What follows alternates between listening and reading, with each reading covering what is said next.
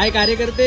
ओम साईराम. आज कुठं दौरा? अरे दौऱ्यावरनं आलोय आज. आपला मित्र आहे ना एक, त्याचा कांदे पोहायचा कार्यक्रम होता, तिथे थोडा प्रॉब्लेम झाला होता, तोच सॉल्व्ह करून आलोय. प्रॉब्लेम असा झाला होता की मुलगा चांगल्या कंपनीत कामाला आहे, चांगल्या पोस्टला कामाला आहे, स्वतःचं घर पण आहे, फक्त सॅलरी 20,000 आहे. मुळात हा प्रॉब्लेम नाहीच आहे, पण फक्त 20,000 पगार म्हणून मुलीकडचे नकार देत होते. अरे पण मुलगी पण जॉब करत नाही ना, तिने फक्त पार्लरचा कोर्स केला, तरी पण मुलगा होकार देत होता. कारण मोस्ट ऑफ द मुलं हे पैसे बघत नाही. तिच्या घरच्यांची काय मागणी होती माहिती का? मुलाची शेत जमीन असावी, स्वतःचं घर असावं, 4 व्हीलर कार असावी, पैसा असावा. मी पण एक बॉम्ब टाकला. मग आपल्या भाऊंची जमीन आणि घर आहे ना ते मुलाच्या नावावरती दाखवलं आणि त्यांना असंच मजेमध्ये बोललो की आम्हाला 15 लाखाचा हुंडा पाहिजे. घेणार तर नव्हतं, पण असंच बॉम्ब म्हणून टाकला. तिच्या बाबांच्या केला ना मग कपडा. त्यांना बोललं तुमच्या मुलीला तो जमीन देतोय, गाडी देतोय, पैसे देतोय, घर देतोय, 15 लाख तर तुम्ही देऊच शकता ना. बाबा चौथळले ना मग, असं कसं तुम्ही हुंडा मागता, आमची सोन्यासारखी मुलगी देतोय की तुम्हाला. अरे मग मुलगा काय प्लास्टिकचा आहे का? आपण पण लय डेंजर आहे. समोरच्यांची सगळी खबर काढली होती. जेव्हा तिच्या बाबांचं लग्न ठरलं होतं ना तेव्हा ते 10वी नापास होते, प्लस जॉब पण करत नव्हते. शिवाय बायकोकडनं 4 लाखाचा हुंडा घेतला होता, तरी सुद्धा त्यांचं लग्न झालं ना आणि आज ते सेटल सुद्धा आहे. मग मुलगा पण हळूहळू होईल की सेटल. मुलींनो तुम्हाला सांगतो, एक मिडल क्लास मुलगा वयाच्या 30व्या वर्षी पूर्णपणे सेटल होऊ शकत नाही. तो उद्या जाऊन लाखोमध्ये कमवणार आहेच, पण तुम्ही त्याला तेवढा टाइम तर द्या. मुलांच्या मनाला पण समजून घ्या. एका मुलाकडे घरच्यांची जबाबदारी असते, पैसा नाही म्हणून कोणताही बाप मुलगी देणार नाही, त्याचं टेन्शन, आई वडिलांची स्वप्न, बहिणीच्या शिक्षणाचा आणि लग्नाचा खर्च, वेळेवर सेटल व्हायचं टेन्शन, या सगळ्या गोष्टीच्या दोरीवरती लटकून स्वतःची स्वप्न मारतो. मॅटर वगैरे सगळं सॉल्व्ह झालेलं आहे, लग्न ठरलंय, आता सिस्टीमच बुक करायला चाललंय. माहिती ना मग कसं नुसतं झापूक